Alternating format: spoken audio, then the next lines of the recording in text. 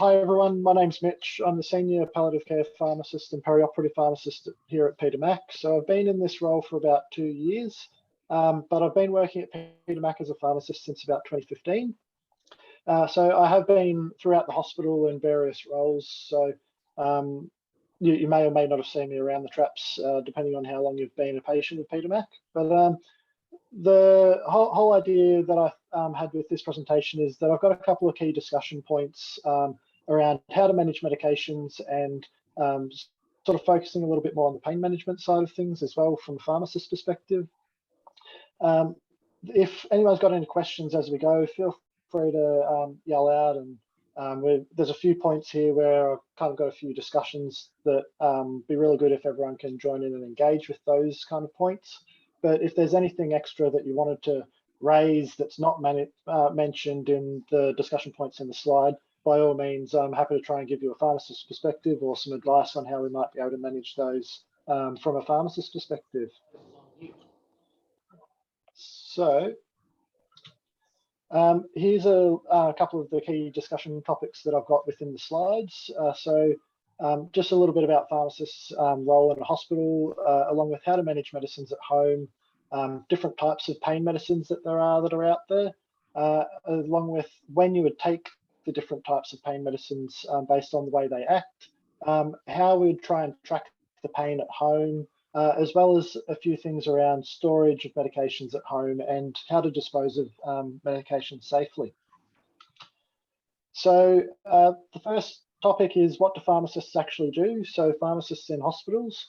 So I'd like to open this one up to everyone else. What's your idea of what pharmacists actually do? Anyone got any thing they want to throw out there?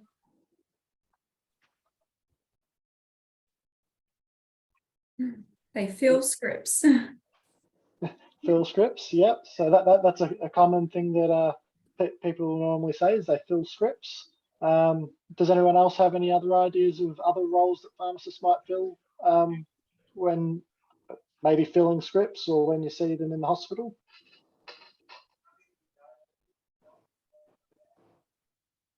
My experience is when we're actually in the hospital, we don't necessarily get to see the pharmacist except when we're getting our medicines to take home at the end. So there's very little opportunity for discussion, for exchange of ideas, for feedback, for involvement in the prescription and dispensing process. Realising Peter Mac is a completely different say to my local pharmacist. It happens to be one of the cheaper alternatives in the commercial market. Yep. So yeah, look, that's a really common kind of take as far as like when trying to talk to patients about what pharmacists do, is that not many people really know what a pharmacist does. And the common idea that many people will say is, oh, how long does it take to stick a label on a box?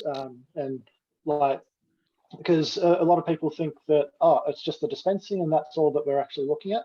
But if we look at a few other things that, like the roles the pharmacists play, there are a few others there. So quite often pharmacists are seen as the medicine experts by the other health professionals, and they can come to us for a lot of medication advice about how they work or whether there's interactions, that sort of thing. So the key roles that we kind of have is to actually review the safety of the medications that you are prescribed, whether that's in the community or the hospital. That role kind of remains the same. So it's not just that we're sticking a label on a box, we are actually looking at it in relation to some of the other medicines as well. And we'd also like to know whether there's any changes to other medicines so that we can make sure that things are still safe for you to take, even though you might have been on them for a period of time previously. We're also there to supply medications, which links into that dispensing side of things that was already mentioned. And so that's normally where you'll see pharmacists in the hospital, is like when we're handing them out either in outpatients or when you're on the ward and ready to go home, as Bruce mentioned, receiving that supply of medications ready to go home. So the other thing that we do try and do is medication education. So like I'm doing now with you, but we also sometimes do some presentations on new medications coming through, to some of the other health professionals within the hospital to make sure their knowledge is still up to date, or if there's any medication issues that we seem to be encountering on the wards or within the hospital, we'll sometimes do an education on ways that we can try and handle these a little bit better.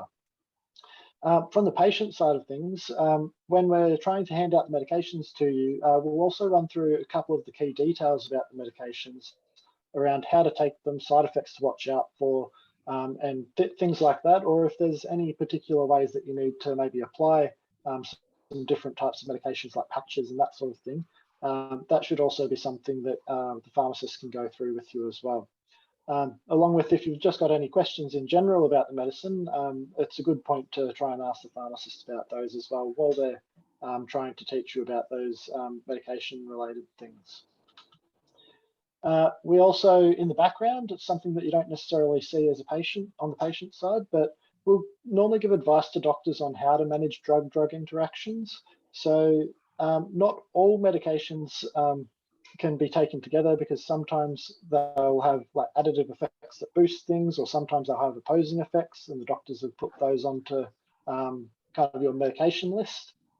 But we can sometimes work out ways of adjusting the doses and things based on those interactions to make sure that, again, things come back to safety and making sure that it's safe for you to have to avoid some of those potential additive kind of overdose or side effect kind of issues. And so kind of just also linking onto that review of safety, in the background, we are normally also looking at patients who are in hospitals' medication charts to make sure that we're avoiding any drug-drug interactions as we go. So that is something that we do in the background as well. We're also there to try and help assist patients with managing medicines at home. So there's a few different aids and things that we'll touch base on with the management of medication section. But there's a few strategies and things that we can advise patients on to try and help make it easier for managing medicines at home. We'll also try and help facilitate with transfer of patient care to community providers. So what we mean by that is assisting with supplies of medications to maybe some community nursing groups that might need the medications on hand to give to patients when they come to visit the house, or like hospital in the home kind of things. The other type of situation that this comes up with is when patients come into hospital or leave hospital, if they're on a Webster pack, then these are things that we can help coordinate those changes with the local community pharmacy as well. Did anyone have any questions about the pharmacist role or any other tasks that we do that you didn't know about, or any questions at this stage? I can see a few shaking heads, so that's no problem. So that's just a little bit of an introduction, because I felt like a lot of people tend to not necessarily get the exposure to some of these other roles of what the pharmacist actually does.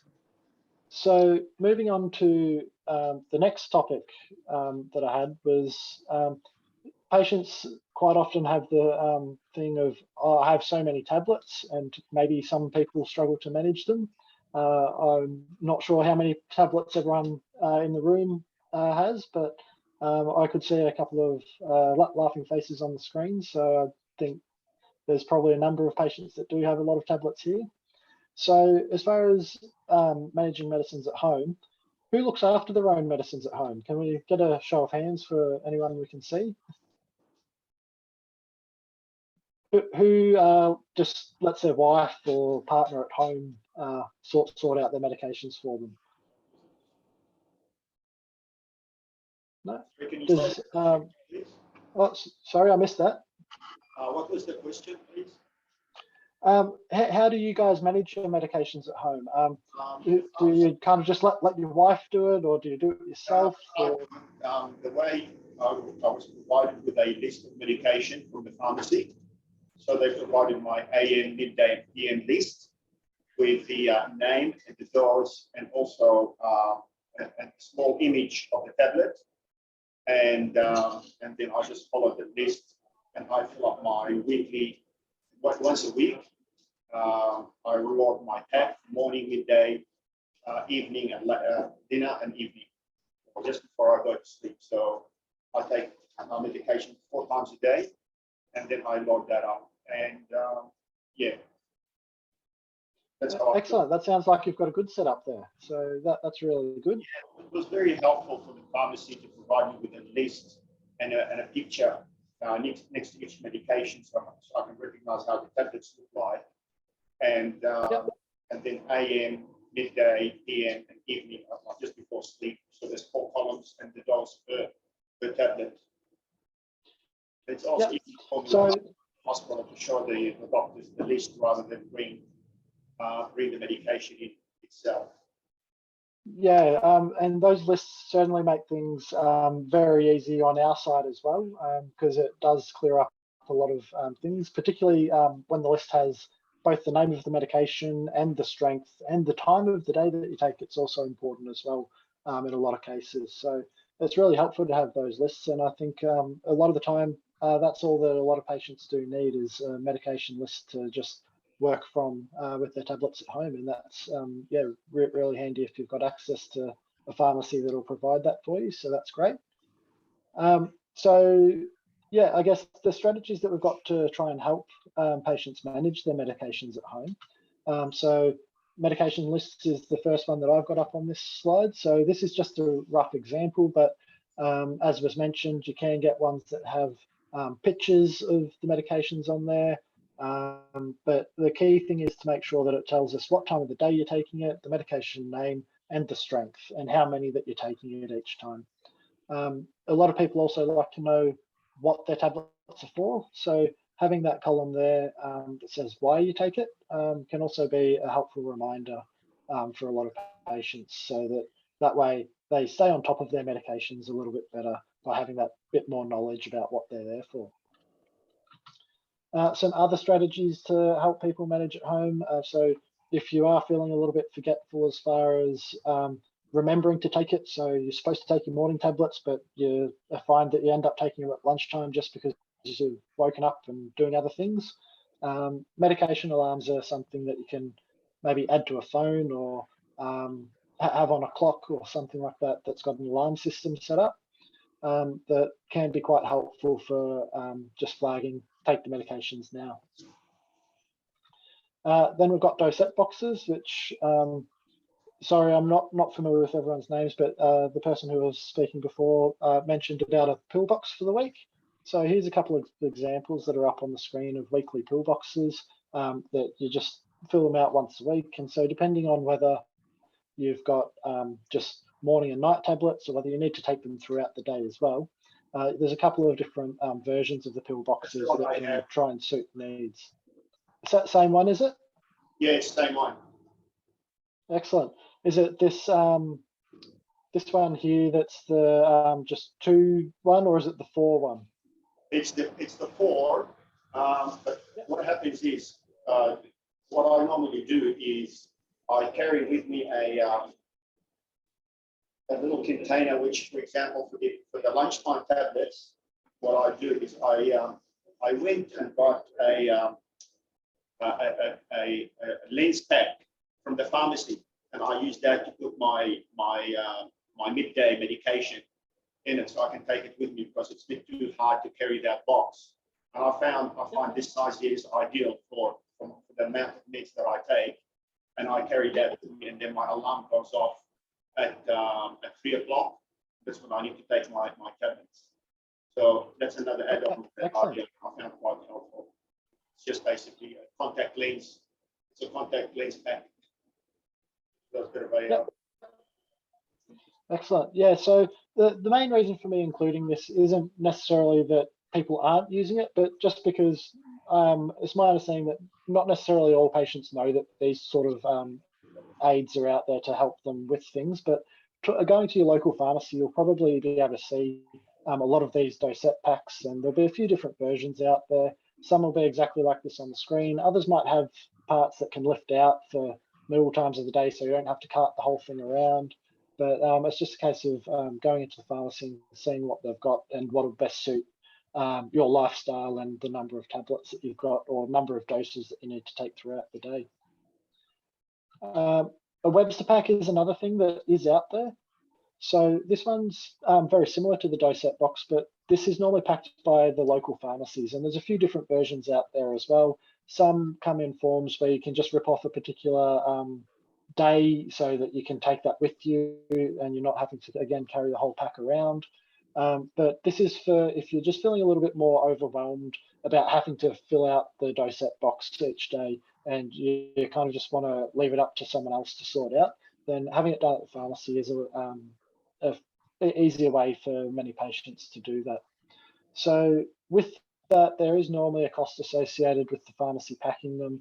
It will vary from pharmacy to pharmacy. Some pharmacies are happy not to charge if they're able to dispense the medications that go into them, so that they can get some money back that way for the for doing this.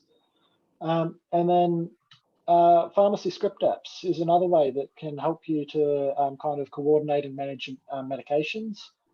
So this is more around making sure that you're staying up to date with what medications you need resupplied and that sort of thing. So each pharmacy will tend to have their own script app that's compatible with their system. I've got some friends that work downstairs in the Health Smart pharmacy here at Peter Mac, and they use the My Pharmacy Link app, which is the one that's here on the screen. So just check which app is compatible with your local pharmacy, because this is a way that you can actually order the scripts online through the app. So it'll also have an active medication list, so very similar to what was on the previous slide with the medication lists. But it'll also keep track of when you're running short on repeats, so you know when to ask the doctor for another supply. And you can also set those reminders to get the scripts filled, or even order them at home so it's ready before you get there, rather than having to wait the 10-15 minutes at the pharmacy for them to fill the script. There's also got the dosing alarms and reminders all built in there as well. And if you wanted a partner to help you out, then they can also be added to the accounts as well to help you out with those sort of things. So I don't know if anyone's got a script app that they use at home or to help them manage when they're running short on medication scripts, but with the electronic scripts that are coming out these days, this is something that is becoming a little bit more prevalent, that we're able to use it a little bit more and easier. But it's also understanding that not everyone likes the technology, and some people do just like that, getting those paper scripts and taking them to the pharmacy because then they know what they've got. So it's finding out which of these things will best suit the way you approach your medications. So wanted to touch base on a few different types of pain medications, so you know what's out there. So you might encounter a few medications that you take yourself.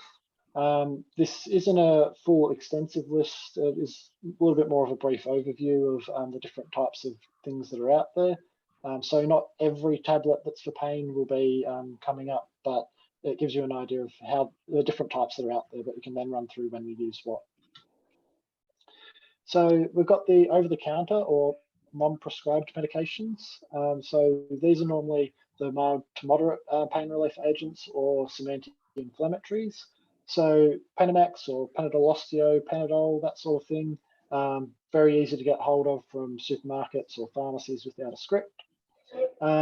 This is normally one of the first pain relief agents that we tend to recommend going through, but we do then start to step it up from there. As far as anti-inflammatories go, they're things like our Voltarens, Nurophens that are also available without a script. These ones I've got down in red because it depends on what stage you're at with your cancer journey at Peter Mac, because if you're undergoing any chemotherapy, we tend to try and avoid some of these ones because it can impact some of our blood counts that can then have the potential to delay further treatments. So we tend to recommend patients have the Panadol or Panadol Osteo because these don't have the same impacts on treatments as what the Nurofen or Voltaren type of things do. Did anyone have any questions about the over-the-counter or non-prescribed medications or, yeah?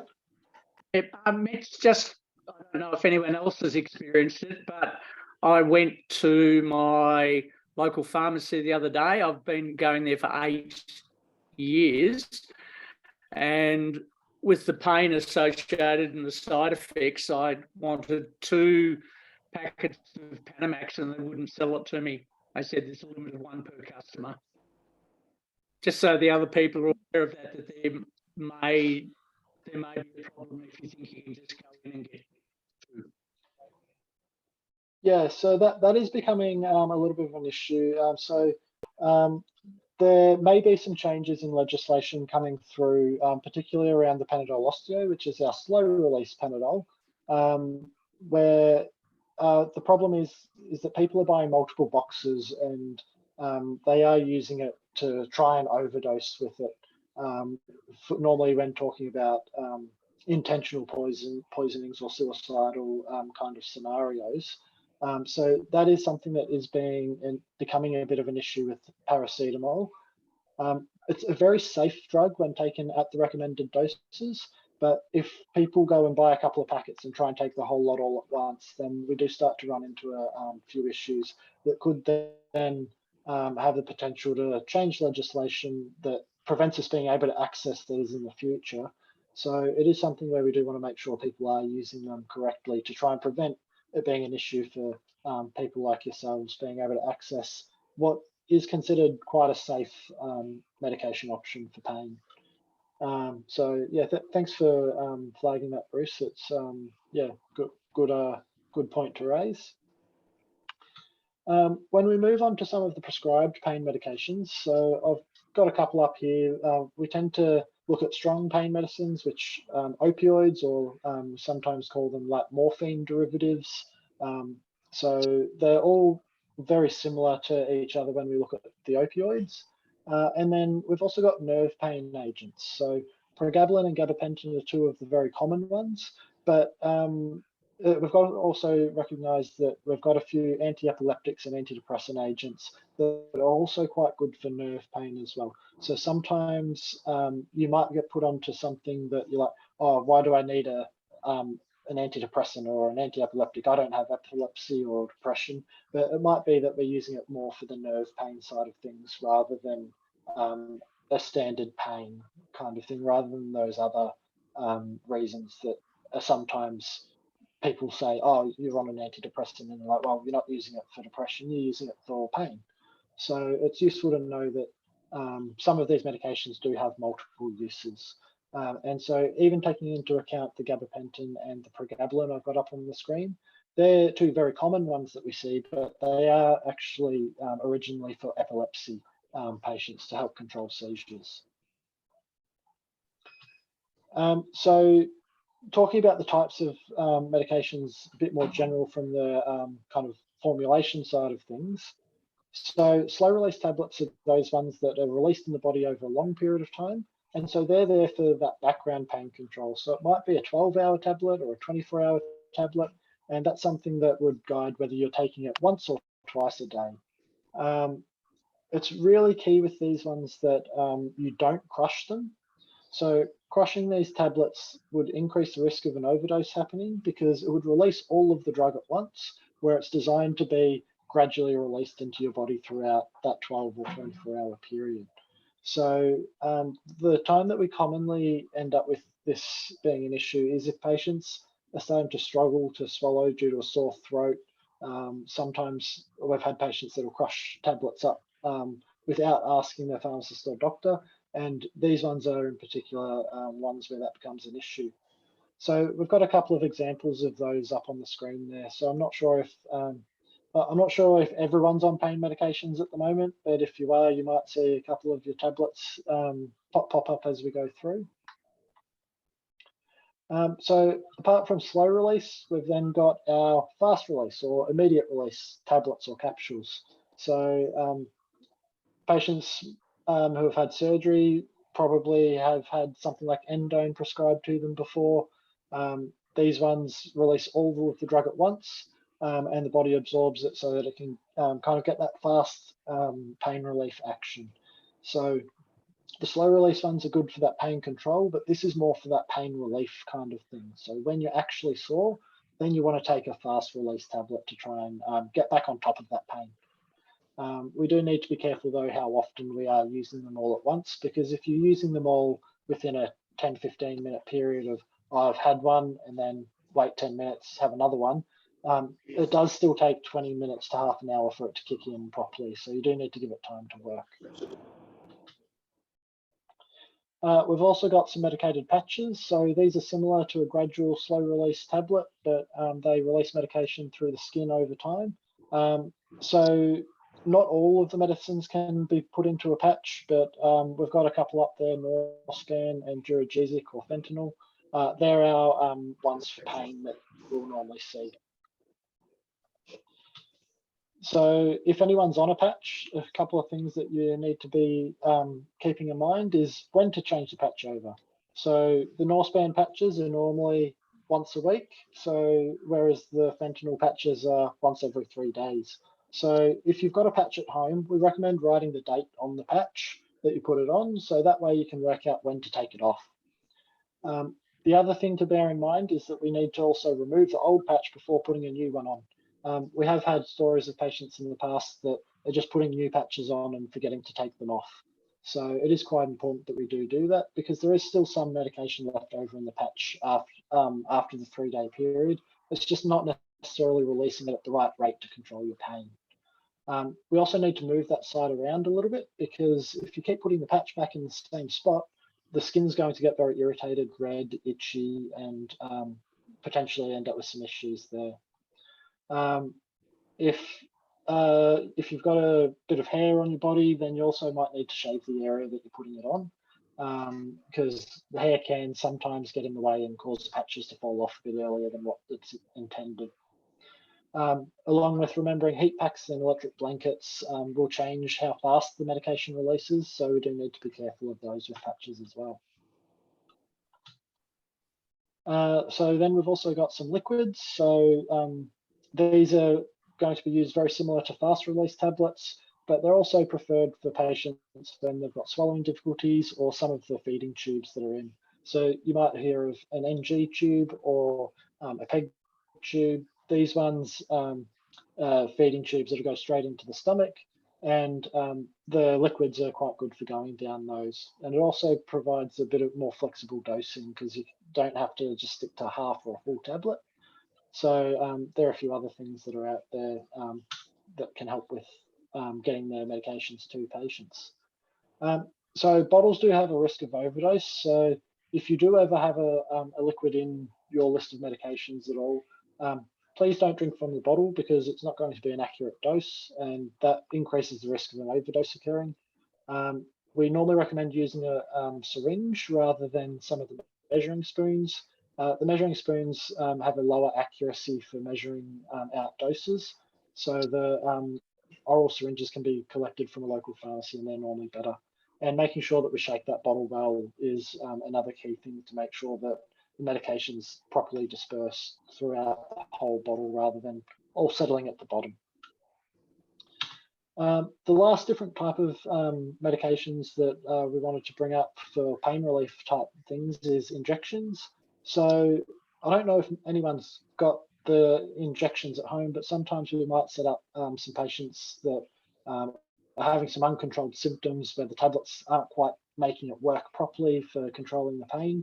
Or sometimes even nausea is another symptom that pops up frequently with this. So sometimes we'll send patients home with infusion pumps, which is there on the right, or we may have community nurses that pop around to patients' houses to do some injections for fast relief action as well. So there are a few things that are out there in different ways that we can do it. Does anyone know if they've got any fast release, slow release tablets or patches at home? Does anyone have anything like that?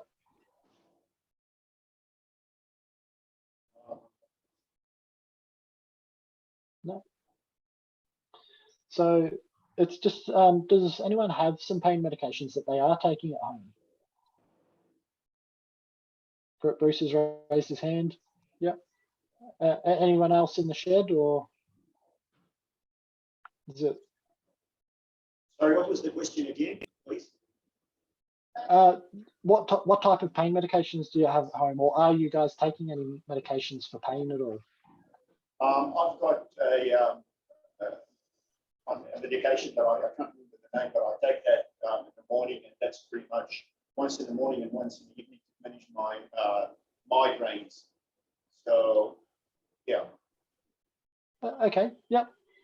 No, that's all right. Just trying to gauge what people's pain might currently be sitting at, so we can try and work out whether there's any other questions popping up in regards to that.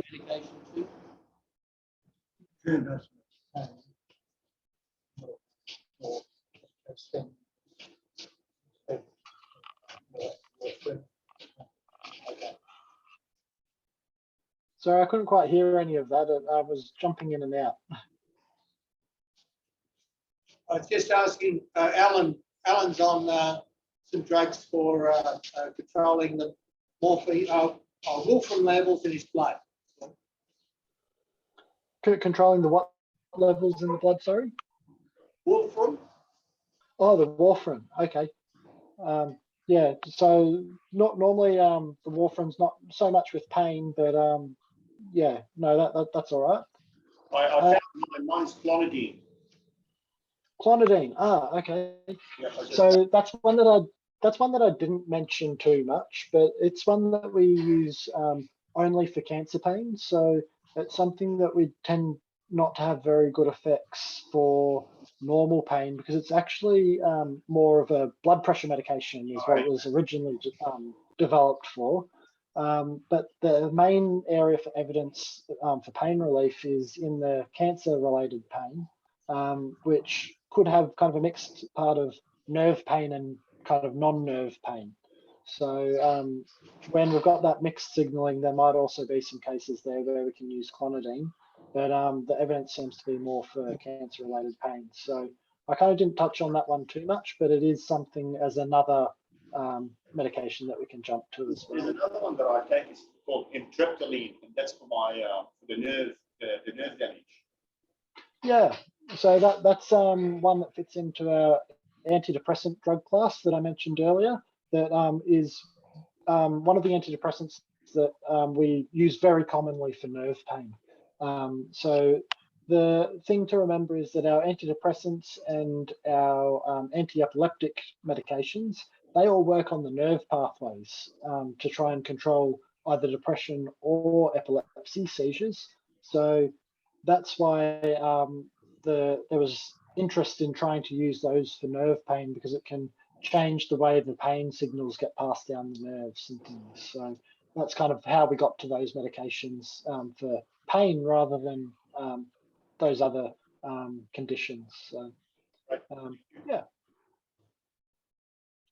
So the next part to kind of touch on is when to take these tablets. So we've run through the different types of tablets, but when do we take what tablet?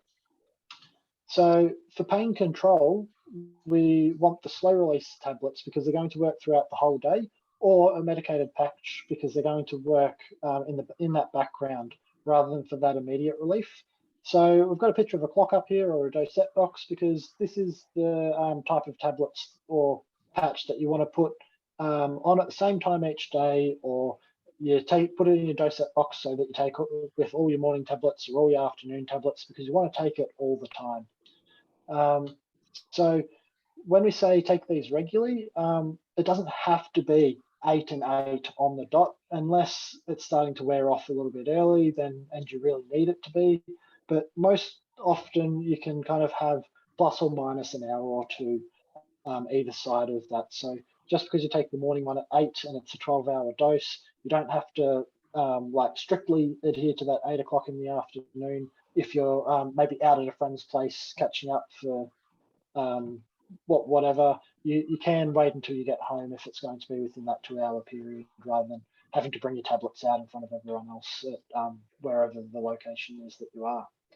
But the main thing is to try and keep it regular. So if it's that 12-hour tablet, keeping it morning and night with all those other tablets. And you'd take that even if you're not in pain, because it's there to try and control the pain as that background.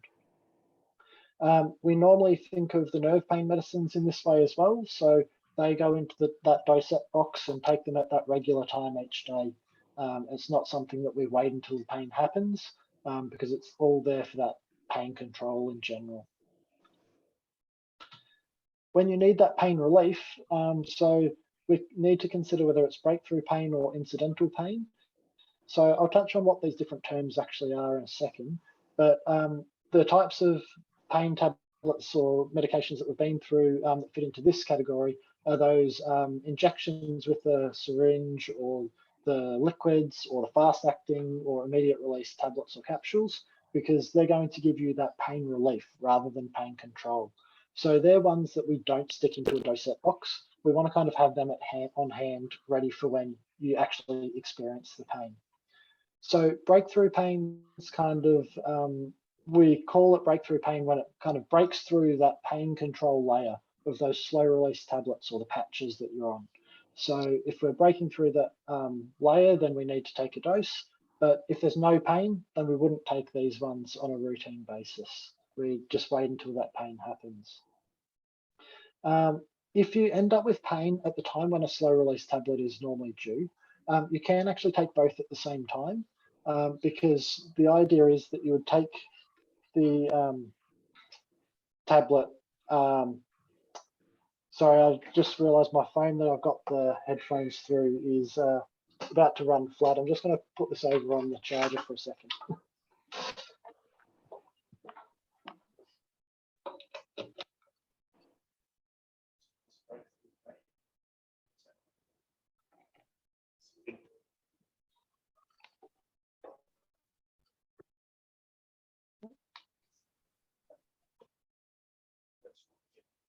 There we go. I'll just make sure my audio doesn't cut out later. So sorry about that. So yeah, when we're talking about that breakthrough pain, if it does happen at the same time as when you're due to take your normal tablets, you can take them both at the same time, because it's the type of tablet that you take if you have pain. And if there's no pain, then you wouldn't be taking it. But it kind of just gives you that extra little boost to get the pain back under control, so that then those slow release tablets can keep doing their job. So when we look at incidental pain, that's normally when we know that the pain's due to a particular activity. So that can be things like if you've had a wound in hospital and you're having a dressing changed, or if you know that getting up and doing some exercise is going to be quite sore, then that's what we'd call incidental pain due to that activity. So we normally recommend talking to your doctor whether this is a suitable approach for your pain. If you know that you've got a particular trigger, we shouldn't just jump straight to doing preemptive dosing without discussing it with the doctor first, just to make sure that they're aware of it and give you strategies to avoid potentially having too much of the medication, or to also make sure that you know if we need to maybe have a higher dose for the times when you're doing that activity, but go back to the lower dose for that breakthrough pain that we were discussing earlier. So it is something that we do recommend discussing with the doctor looking after your pain tablets. Did anyone have any questions about when to take their pain medications, or the different types of tablets, or anything like that at all? So, thumbs up. Yeah, Bruce? I'll go quickly. Mitch, sorry to take over the speaking. In my experience, both at the Eye and Ear Hospital back in 2017, but also in my admission recently for 4 days at Peter Mac, not all doctors would agree with the general framework that you've outlined. By that, I'm implying or hinting that they're reasonably okay to give endone, but they're terrified to give oxycodone. So my first night in at Peter Mac, it stirred up my prolapse disc in L4, L5. So I was in screaming agony for 4 days. I was discharged and was in screaming agony for 12 days until they agreed to do what you just said, and that was oxycodone twice a day, one tablet twice a day, and I did not even need a single endone. I was on and off in 7 days with less morphine, less opioids in my system than had I done it their way. Yeah, so I guess it is a little bit of an education thing with the doctors sometimes, because if it is a tablet that you're on for pain control, like those slow release tablets that you're normally on at home, really the doctor needs to know that you're on that at home, because it should be the same tablet that you're prescribed while you're in hospital, to try and avoid things like that happening. Was that one that you were taking at home already? So sorry, was it more? The slow release tablet, was that one that you were already taking at home? Oh, no. My prolapse disc's been under control for 5 years. And one night in the bed at Peter Mac, the mattress ruined my back. Sorry to hear that. That's no good. But when you had the issue with the doctors not giving you the slow release one, was that because you were new to that one, or were you already taking that at home? I've had a prolapse disc. I've had multiple prolapse discs since 2004, and 4 different cancer surgeries. And I know that the oxycodone twice a day works well to keep the pain at bay, with just the occasional endone if need be. But they wouldn't listen to me. Yeah. So I guess that that wasn't a Peter Mac hospital, was it? That was a different one that you mentioned, was it, Bruce? I've had problems in 2017 at the Dyer hospital. The doctor said, quote unquote, "Yeah, I always get endone and oxycontin muddled," which I thought was verging on negligence. But they would only give me endone. That was at Peter Mac about 2 months ago. But that's okay.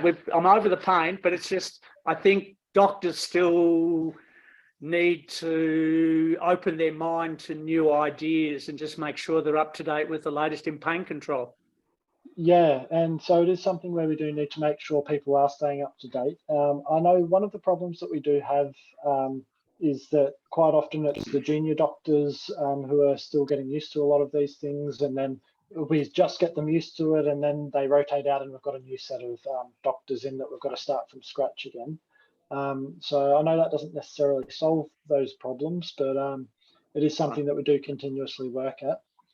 And so I guess that's part of where the pharmacist role on the ward can sometimes also come in, because at least here at Peter Mac, I don't know about the Ioneer Hospital that you mentioned as well, but we've got pharmacists on the ward, and one of their jobs is to, when patients come into hospital, we'll go and talk to them about what medications they're taking, just to make sure that we're not missing anything. And so that's where we'll try and push the doctors to chart those slow release medications, because we know that's something that you're on at home, and we don't want patients to have those pain issues like that. So yeah, that is something that we do try and do, but yeah, I'm sorry that's happened to you, Bruce.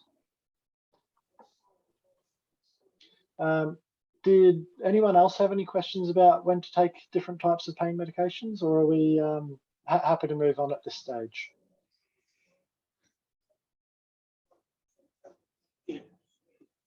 Yep. All right. So the next topic that I thought I'd bring up to kind of discuss is what you guys can do to try and help the doctors find the correct dose of medications for your type of pain at home.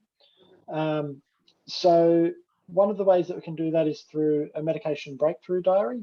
So we mentioned the breakthrough medications are those ones that we take just if needed, or sometimes like the doctors or pharmacists might refer to them as PRN medicines. So PRN comes from the Latin abbreviation that we then use on scripts to describe an if needed medication. And these are the ones used to manage a pain or another symptom. So this doesn't just apply to pain, it can apply to nausea, constipation, basically any symptom that you've got, we can keep a medication diary of it. If you've got a tablet that you're using to try and treat that symptom. So by keeping track of the extra medication doses that you're needing, that can help us to adjust some of those background doses if we need to, based on how much you're using. So the types of things we want to know if you're going to keep a medication diary is what the medication name is, what the strength of the dose that you've taken is, so whether that's a 5 or a 10 milligram dose of oxycodone or endone or whatever medication that you're on. We want to know the date and the day that it was taken. So like you might have the month between clinic reviews, or you might have a week, but it's important that we know which day it was that the medication was taken, so that we can look at how many you're taking each day as well. It's also relevant to put the time of the day that you're taking the medication, because then we can see if there's a particular time of day that your pain seems to flare up or get worse on a regular basis. So that way we can try and maybe adjust other things around to manage things at that particular time of the day. The other alternative is to actually have a symptom diary rather than a medication diary.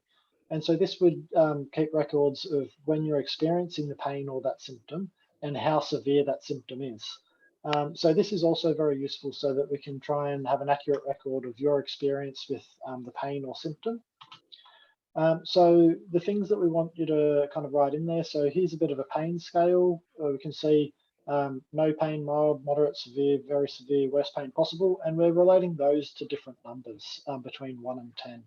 So having an idea of what number your pain or symptom falls into on a particular day or time of the day is also quite helpful for knowing how much of a medication that we might need to give to you or what other changes we need to do. So the types of things that we put in a symptom diary is the type of symptom, so whether it's pain, nausea, constipation, or diarrhea, whatever it is, where you'd rate that symptom on the pain scale between 1 and 10. For pain in particular, a description of the symptoms sometimes also helpful. So if you can liken the pain to a burning sensation or an electric feeling or a dull throbbing, that also changes the type of medication that we might want to use. How long the symptoms persisted for and what you've done to try and help resolve the symptom, and how long it's taken for the medications to work or whatever you've used to try and help resolve it, is also useful information for the doctors as well. The symptom diaries can also be combined with medication diaries to have a full picture too. And so there are a few apps as well if people are interested in those. So there's a Manage My Pain app that can describe this and make it easy for some people to keep track of. The key thing is with the pain goals is that it's not always our goal to make patients pain-free. It's often to try and just allow patients to keep doing the activities that they want to be doing with minimal medication side effects.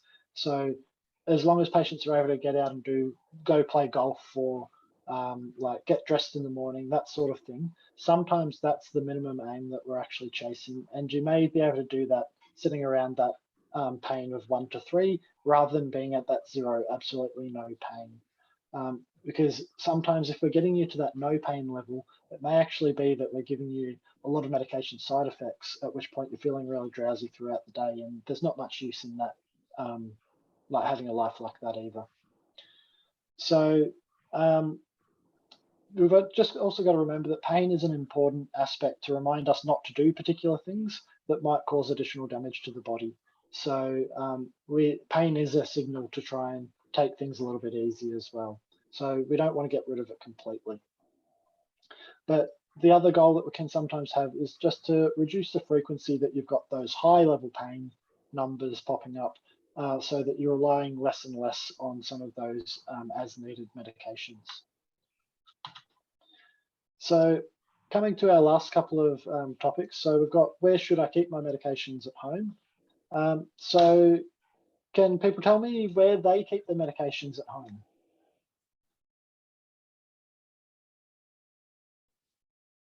Can we get a show of hands who keeps them in the kitchen?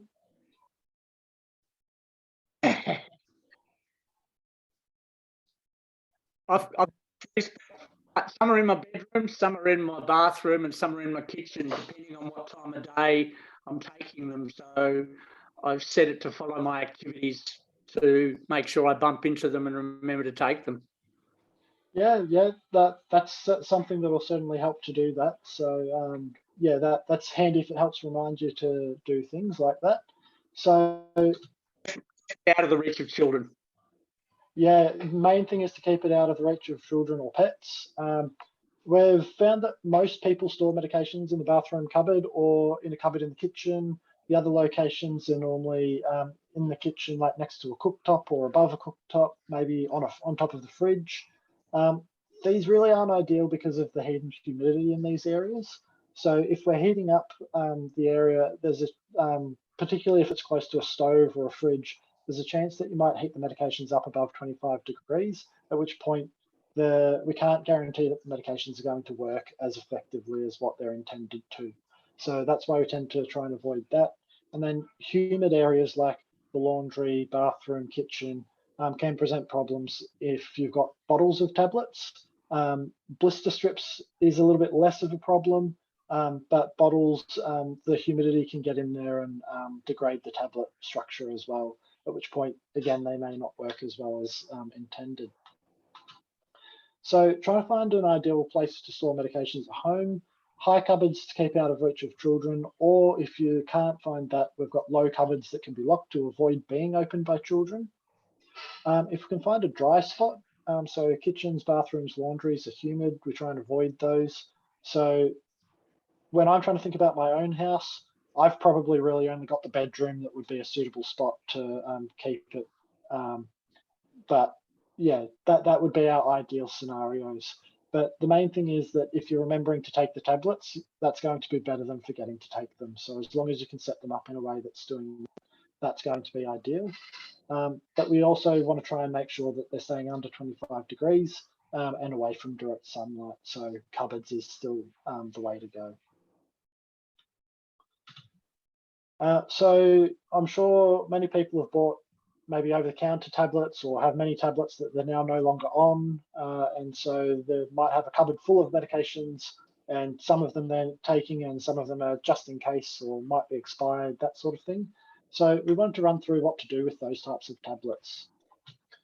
So just flagging storing expired or unnecessary medications does increase the risk of harm coming up either to yourself or people in the house, or potentially people visiting the house as well. So some of the stats around this is that pharmaceutical drugs make up about 83% of hospitalizations due to accidental poisonings. So that's people maybe accidentally taking too much because they've mixed the bottles up to pour all the tablets into one, or they've got excess medications at home and they've grabbed the wrong one, that sort of thing. So we can see the figures there from 2019 to 2020 with the number of hospitalizations and per 100,000 people. So it is actually a significant number there.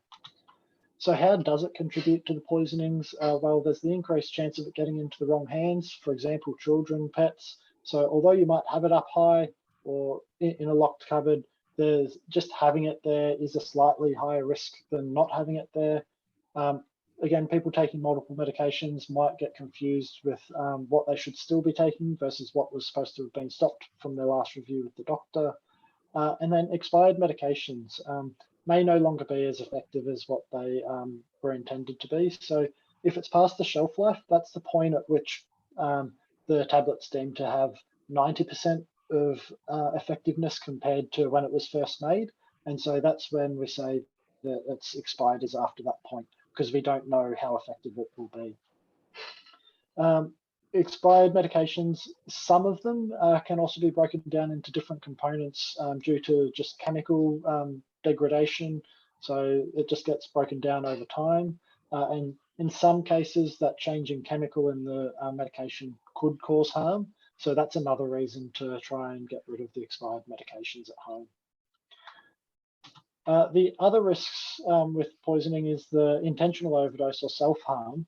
Now, I bring this up not thinking that it relates necessarily directly to you guys in the room, but because it is that increased chance of getting to the wrong hands of children.